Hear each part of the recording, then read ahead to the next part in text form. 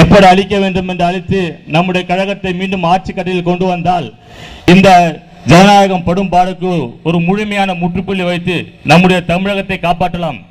மின்சார தட்டுப்பாடு, பஸ் கட்டண உயர்வு, சட்ட ஒழுங்கு சீர்கேடுகள், அங்கங்கே தற்போது தென் மாவட்டங்களுக்கு போக முடியாத சூழ்நிலை, பஸ்கள் எரிக்கப்படுகின்றன, மக்கள் அவதிப்படுகின்றனர், வீடுகள் கொளுத்தப்படுகின்றன, மக்கள் தன்னுடைய உடைமைகளை இழந்து உயிர்களை இழந்து உயிருக்கு உத்தரவாதம் இல்லாத நிலையில் சட்ட ஒழுங்கு சீர்கெட்டு நடைபெற்றுக் கொண்டிருந்த ஆட்சி அகற்ற வேண்டும் என்றால் நாம் அனைவரும் ஒன்றாக செயல்பட்டு வருகின்ற காலகட்டத்தில் நாடாளுமன்ற தேர்தலிலும் சட்டமன்ற தேர்தலும் ஜனநாயகத்தை காக்க வேண்டும் என்றால் நம்முடைய கழகத்துக்கும் கழக கூட்டணிக்கும் ஓட்டெடுத்து வெற்றி பெற வைக்க வேண்டும் என்று கூறி, மேலும் நாம் அனைவரும் வருகின்ற காலங்களிலும் எப்பொழுதும் நம்முடைய தளபதி கருத்தை வலுப்படுத்தும் என்று கூறி வாய்ப்புக்கு நன்றி. நன்றி, வணக்கம்.